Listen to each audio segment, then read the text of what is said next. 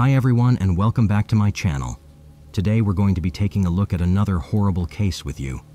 What happens when a family reunion suddenly takes an unexpectedly fatal turn, switching it from a heartwarming one to a disunion in cold blood? Let's find out in this heartbreaking story of a family reunion without a happy ending, one that questions the act of hospitality. They lived here in the townhouse where late Wednesday night, police found 6 people dead, including 35-year-old Darshani Delanthika Akanayake and her 4 young children. Danushka Wickramasinghe lived in the Ottawa suburb of Barrhaven. He was employed at a mobile company in Sri Lanka, but he left there and arrived in Canada in July 2021 to pursue a higher education and had recently established a cleaning company. He had spent several lonely years in Canada working to establish himself before reuniting last summer with his wife, Darshani Akanayake. At the time of the reunion, they had 3 young children together. Inuka and Ashwini attended Monsignor Paul Baxter School on Beatrice Drive, a 5-minute walk from the house. The youngest daughter, Kelly, was born in Ottawa, Canada, where the family lived. It was a typical family where the man of the house leaves his home and travels to another country for brighter and bigger opportunities, hoping to establish himself and get a house before his family reunites with him in their new neighborhood. All Danushka wanted was to be a provider for his loving young family, but life had other plans for him. Last summer came the happy reunion with his wife, Darshani Akanayake, who was a teacher, and their 3 children. Months later, they had a baby girl named Kelly, and the arrival of the newborn brought so much joy to the family. That city's worst ever mass killing. 5 members of one family and an acquaintance all died Wednesday night. Danushka Wickramasinghe, he thought his days of living alone in Ottawa were behind him. But on one Wednesday, a horrible nightmare began to develop at the other side of Wickramasinghe's front door. Canada became the place where a terrifying tragedy would occur on March 6, 2024.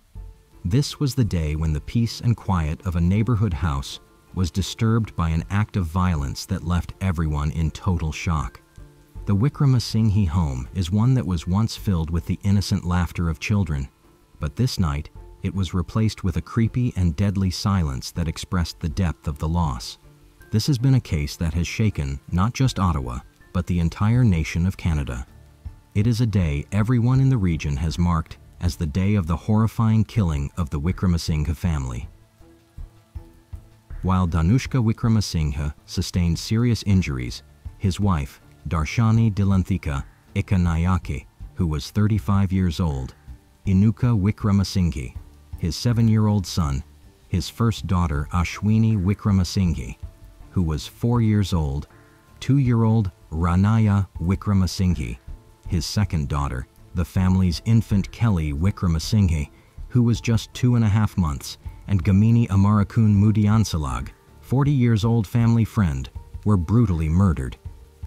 The investigators involved in the case said Danushka was found outside the house yelling for help and was taken to the hospital where he was reported to be in a serious but stable condition. The police reported that the bodies of his wife, 4 children, and an acquaintance were then found inside the home. The 6th individual, who was found dead, was 40-year-old Gamini Amarakun Mudiansalaj. According to the police, he was an acquaintance of the family who recently arrived in Canada and had been living at the Wickramasinghe home. Darshani Delanthika Akanayake, 35, was formerly a student at Maliyadeva Balika Vidyalaya and an alumna of Colombo University. She was employed at St. Benedict Model School in Polgahawela. She was among the 6 people fatally attacked in a suburban townhome in the Ottawa community of Barrhaven on Wednesday night, in what police described as the worst mass killing in the city's history. Her 4 children, including an infant, were also killed, as was an adult acquaintance of the family who was living with them. Darshani's husband, 38-year-old Danushka Wickramasinghe, was wounded but survived. Jayantha Akanayake, her mother, aged 66, stated that she sensed something was off the last time she spoke to her daughter, Darshani, on Wednesday night the 6th of March. The two phoned each other every evening, Darshani in her home in Ottawa, her mother in Pulgahawala, located 2 hours outside the Sri Lankan city of Colombo. Their conversation on Wednesday was unusually brief, just 5 minutes. Ms. Ekanayake felt something was weighing on her daughter's mind, but they didn't speak about it. "She asked me to go to sleep," Ms. Ekanayake recalled. She was planning to visit her daughter in 2 months to see her and her grandchildren. Her worry grew when she didn't hear from Darshani on Thursday night. The next morning, when Ms. Ekanayake heard from a local news outlet about a Sri Lankan family that had been killed in Ottawa, she knew immediately it was her daughter's, she said. Ms. Ekanayake said her daughter, son-in-law, and their 3 oldest children were newcomers to Canada from Sri Lanka. Kelly, the youngest, was born in Canada. They were seeking work, she said, and good education for the children. Darshani was a devoted Buddhist who rejected the pull of materialism, Ms. Ekanayake said, adding that before leaving for Canada, she had donated piles of her belongings to another family after a flood. More recently, she asked her mother to donate a child's bicycle she had left behind when she emigrated. She was a kind, loving, and peaceful young lady, looking out for her parents and her children. Police have arrested Fabio de Zoisa, who also lived in the home. He has now appeared in court, charged with 6 counts of first-degree murder and 1 count of attempted murder. As much as old age doesn't always depict wisdom, young age doesn't also always depict innocence. Following through with the story of the killing of the young Wickramasinghe family, it would have been safe to assume that they were brutally murdered by a much more mature person who probably had scores to settle with the family, or probably a drunk guest who was just recovering from the death of a loved one. Unfortunately, the perpetrator of this evil act was a 19-year-old boy, one who was generously accommodated by Danushka Wickramasinghe. What connects Danushka to Fabio de Zoisa? Initially, Mr. Wickramasinghe was studying and residing at a boarding house with de Zoisa. However, when the young man was asked to vacate his boarding accommodations by the landlord, it was Mr. Wickramasinghe who had offered him lodging in the basement of his home a few months prior. He was known for posting videos of the video game Minecraft on YouTube. His YouTube account has now been taken down. A spokesperson for Google, which owns YouTube, said via email that following the tragic attack in Ottawa, the Trust and Safety Team identified and terminated a YouTube channel associated with the suspect by the Creator Responsibility Guidelines. He stated that if a user's off-platform behavior harms the YouTube community, they may take action. The man behind the mask, the alleged murderer, was a 19-year-old former Algonquin college student. This unassuming young man, who once walked the halls of a respected educational institution, stands accused of the tragic crime that has saddened the hearts of people throughout Ottawa and beyond. He is also a Sri Lankan national and now faces 6 counts of first-degree murder and 1 count of attempted murder. It was reported and confirmed that the family even celebrated his birthday together some months before. They got him cheesecake because he said he liked it, just to make his birthday memorable. Like a family moving from Sri Lanka to here with such a young family with young kids, they probably had a lot of hopes and dreams. So it's very sad. Mr. Danushka Wickramasinghe had also met the suspect's parents in Sri Lanka. Mr. Danushka Wickramasinghe arrived home around 10:30 p.m. and found de Zoisa with a knife, according to Sumanarathana, the resident monk and director of the Hilda Jayawardanaramaya Buddhist monastery. He wrestled with his assailant, then he felt the sting of a knife or other edged weapon slashing across his face. The police later called it a knife-like weapon. He was also stabbed in the chest and in the back, and at least one of his fingers was cut off. Blood was everywhere. Inside, his entire family was already dead, including the family friend. I cannot say he's doing well, but he's a little bit stronger than we thought, and he's with some injuries and mentally he's in great shock. During the attack, Wickramasinghe begged Febrio de Zoysa not to harm his family and asked if he had harmed them in any way. Febrio said no, and that was a lie. Wickramasinghe then discovered the bodies of his family, according to Sumanarathana, and locked himself in a room due to shock, fear, and deep worry. Later, he ran back outside, screaming, bleeding, inconsolable. Neighbors summoned the police, who arrived a few minutes later and subdued the attacker. The police arrived around 10:52 p.m., and de Zoysa was arrested shortly before 11 p.m. At 11:17 p.m., Ottawa police stated that day on social media that there was a police operation ongoing in the 300th block of Berrigan Drive and to avoid the area. On Thursday, March 7th, around 2:30 a.m., the Ottawa police said on social media that the OPS was on the scene of a homicide, with multiple victims confirmed deceased. They also stated that one additional person had been taken to an Ottawa area hospital with serious but non-life-threatening injuries. One arrest had been made, and there was no continued threat to public safety. Shock, and I can't explain it. It's tough. Did you know them? No, I didn't, but I mean, I'm seeing it, seeing the guys in their white suits and everything. It's more real now. At 6:15 a.m., the police said in a press release that the homicide unit was investigating the deaths of 6 people who were found at the address the night prior. The victims were identified as 2 adults and 4 children. Police said their identities had not been confirmed as of that time, calling it a tragic and complex investigation.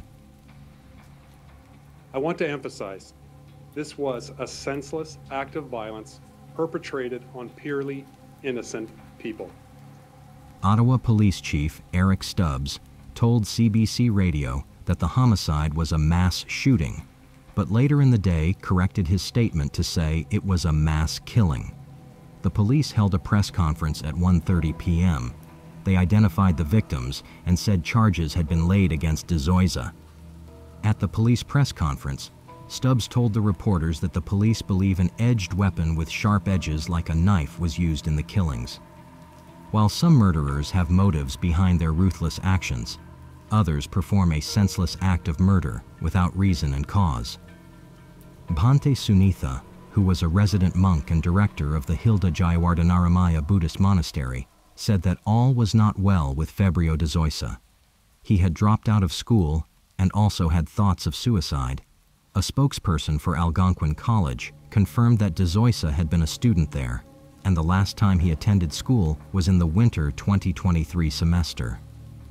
In an interview with the suspect's relative, Febrio de Zoysa's aunt, she stated that the family had been so nice to him. She says the accused is her brother's oldest son and came to Canada 2 years ago. She described her nephew as quiet and a good student. She was visibly shaken and said, "They were such a wonderful family."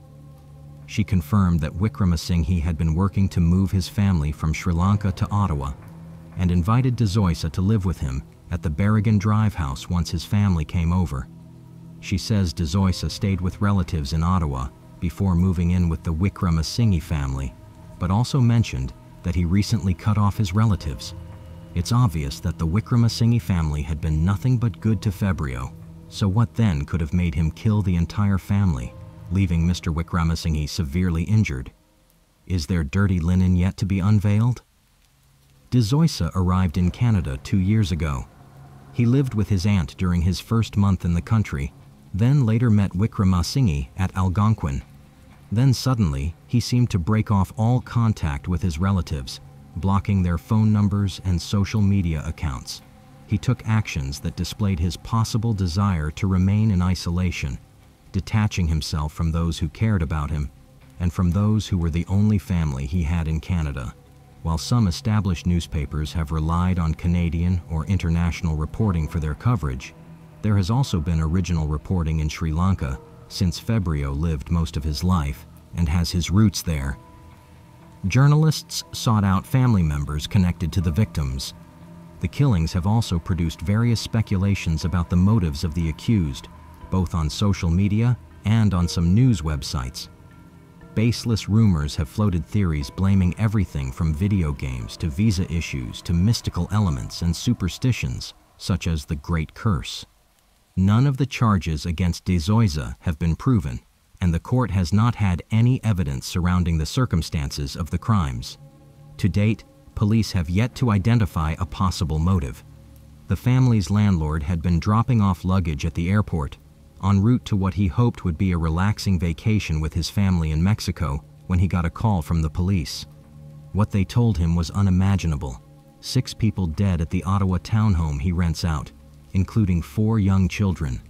Harpreet Chhabra, the property owner of the home, told Global News when he was reached by phone on a Friday that he did not know or have a clue that the couple had recently had a new baby and that the accused killer lived there.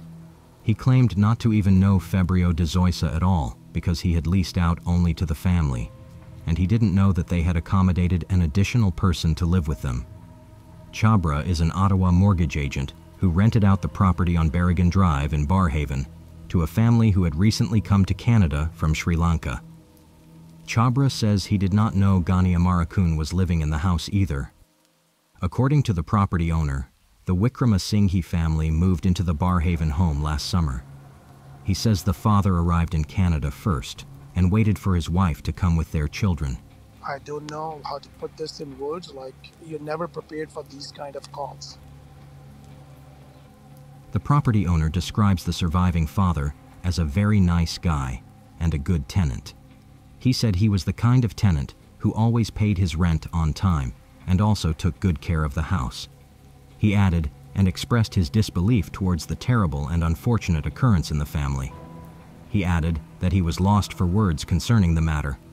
Chhabra had hoped his own family's trip would be a way for his wife and children to decompress after the sudden loss of his sister-in-law, not yet 50 years old, to cancer earlier this year. This second, unexpected loss has them again mourning. He mentioned that he was trying to help his wife heal by taking her off for vacation, and that was when they heard at the airport that the terrible, sad incident had happened. Ghani Amarakun, a 40-year-old man, was said to be an acquaintance of Danushka Wickramasinghe. He was also killed by Fabio De Zoysa, but before his death and his arrival in Ottawa, he definitely must have had a life. He had only arrived in Canada 2 months before his painful demise. He left behind a wife and 2 kids in Sri Lanka before relocating to Canada. He most likely had plans to relocate them to Canada after a while as well. He used to have an active social media presence and appeared to be trying to establish himself as an entrepreneur in his new Canadian country, perhaps to support his family in Sri Lanka. A Facebook profile with the name Ghani Amarakun describes him as a sales and digital marketing consultant. He operated a business called VIP Air Tours and frequently made posts advertising Sri Lanka as a travel destination with scenic photos of the tropical island while offering to help people make travel bookings to the country. His last public post on Facebook was on February 20th, where he thanked people for their birthday wishes. On March 28th, Fabio made a brief court appearance by phone where he could only be heard stating his name and birthday and confirming his next court appearance. He was not previously charged with any crime in the country. The 19-year-old made his first court appearance while wearing a black tracksuit jacket. At the time, his lawyer Ewan Little said he had the opportunity to get quite a bit of disclosure. De Zoysa's next court appearance was then scheduled on April 18th, while his judicial pretrial was scheduled for April 17th. I've met him over video and in person, yes. And do you have from that meeting any sense of what may have happened? I can't comment on that, I'm so sorry. De Zoysa was ordered not to have any form of contact with a few witnesses, including the surviving husband and father. His lawyer said on March 14th that he is currently in protective custody. There was no video link available for the hearing, and De Zoysa's appearance was limited to audio only. His lawyer, Ewan Little, told the court that he had received a volume of evidence so far and had actively been holding discussions with the Crown Attorney's Office over further disclosure. The assigned prosecutor, Crown Attorney Louise Tansey, has extensive experience leading the prosecution on a number of difficult cases involving children. At a previous court appearance, Little said he had been in touch with the young man's family and that they were obviously very upset. He said they did not reside in Sri Lanka and declined to say where they lived. When asked about whether Febrio was going to undergo a mental health assessment, Little said it was probably going to be a few months from that time. He declined to comment on Febrio de Zoisa's mental state, saying he had only met with him over a video and not in person. Febrio de Zoisa's lawyer also mentioned that he has no plan to seek bail. Legal experts said that Febrio's case might take years to make its way through the justice system.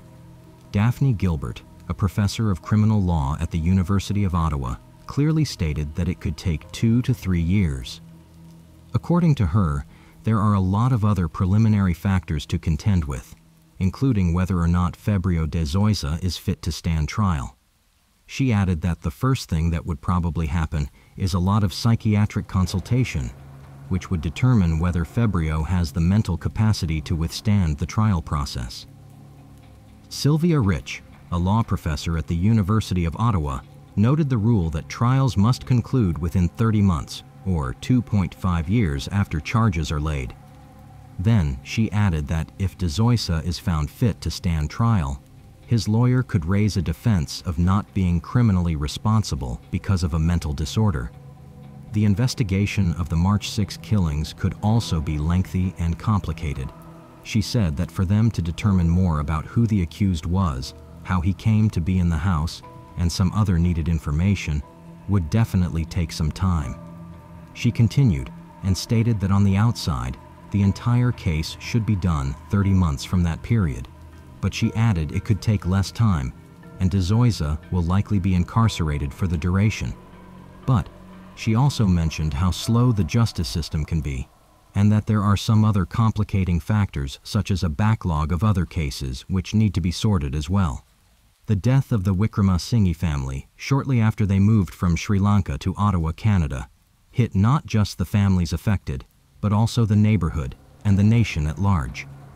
On a cold, rainy Saturday morning filled with grief, tears, and disbelief, the handmade card from 7-year-old Inuka Wickramasinghe's classmates at Monsignor Paul Baxter Catholic School spelled out a community's sorrow. There were lots of colorful letters that soon began to drip away as the raindrops fell. The children that were present shared their memories. "We will miss you, Inuka." Inuka's friends had a lot to say about him. They mentioned that he was fast, kind, intelligent, imaginative, a good friend, and a soccer player. "We will miss your smile," they said. It was clear that Inuka's teacher was overcome with emotion. He wiped his tears and then set his cards among the other pile of flowers, cards, and stuffed animals. Some flickering candles were the centerpiece of the vigil for Inuka, his mother, Darshani Dilanthika Ekanyake, sisters, Ashwini, Ranaya, and Kelly, and family friend, Gamini Amarakun. More than 100 mourners offered tearful prayers and calls for solidarity and compassion on the 17th of March at the funeral for the Sri Lankan family slain in one of the worst mass killings in Ottawa's history. A John Viradamo, a monk who spoke at the funeral, asked those grieving around the world to focus on supporting each other instead of leaning into despair or anger. Mr. Wickramasinghe was seen crying at the ceremony, his hands clasped in prayer with one finger bandaged. He was surrounded by family members, including a man sobbing into a handkerchief. He was obviously devastated and was bleeding with grief within. The funeral organizers said on the 15th of March that he had requested privacy to mourn the loss of his family, but he was thankful for the outpouring of public support since his relatives died. 5 coffins were placed at the front of the room, including 3 smaller white ones and 2 larger wooden caskets, one of which had framed photos of both Ekanayake and her baby. The ceremony included audio recordings from the wife and daughter of Gamini Amarakun and Amarakun Mudiansalag. His loved ones in Sri Lanka were unable to travel to Canada for the funeral. The service also included a Buddhist ritual, as well as reflections from preachers from various religions, who prayed for surviving relatives to have strength. Dignitaries from multiple levels of government, who were present also paid their regards during the funeral. Danuska Wickramasinghe said that he was torn and devastated by the loss of his beloved wife and his children. He also mentioned that he was mourning the loss of his friend, Gamini, who was staying with the family. He thanked the first responders and hospital staff for helping him navigate through the initial shock and chaos that began as a result of the tragedy.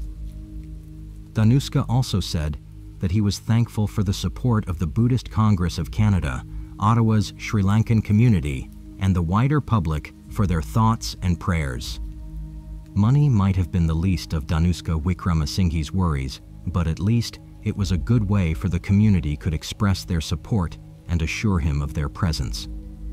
The following day after the brutal killing, a fundraiser with a goal of $200,000 was set up on GoFundMe to help the surviving father and family members of the deceased in Canada and Sri Lanka.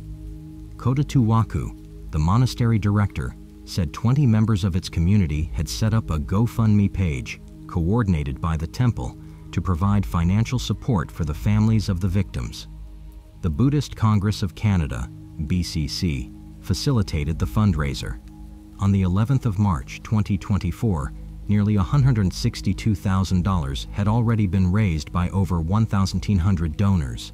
This swift, heartfelt action of the community reflected their passion, genuine grief, and intentionality towards the deceased and the man who was left behind.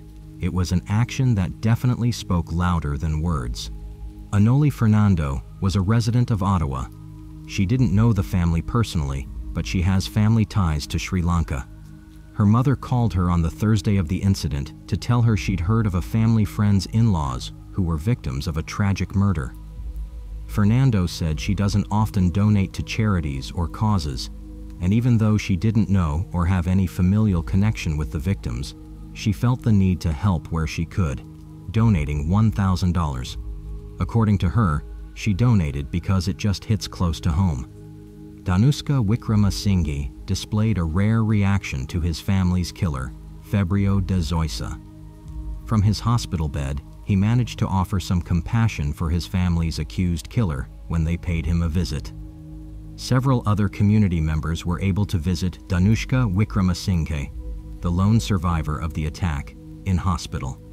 Even though he was tired and had visible physical marks from the attack, Wickramasinghe was said to have smiled as the visitors entered the hospital room. A local temple's resident monk, Bhante Sunitha, said he placed his hands on Wickramasinghe to show him the love of his community and provide him with strength. Those who spoke with Wickramasinghe said he even showed empathy for the accused killer. The news, articles, and the internet do not say much about the accused killer of the Wickramasinghe family, Febrio de Zoisa. His parents refused to share their place of residence. No friend has come out to claim that they knew him from school or somewhere else. The secrecy around this murderer is quite fascinating. Many choose to believe that all the information we need about him has been provided, while others demand to know more, especially as to why a 19-year-old boy could kill not just one, but 4 babies. There is still a thick mystery cloud surrounding this mass killing case that is yet to be unraveled. Aside from the fact that many feel horrified by the crime, some fear it could have a direct impact on their lives. The murder has also triggered warnings about welcoming strangers when staying abroad. Some people are also worried that this case might cause the Canadian government to become even more strict when accepting international students. Regardless, the love and compassion the community showed the Wickramasinghe family just after a short time of living in Ottawa shows how much impact they made in their community, even in the little time they lived there.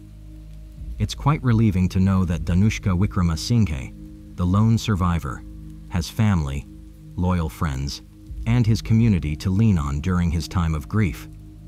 I will be sure to make another video after the killer goes to trial and we get a conclusion to this tragic case as more unfolds. That's all for now. What do you think about this case? Share your thoughts in the comments below. Please be sure to like the video, subscribe, and hit the notification bell to get notified when we drop new videos. Bye for now.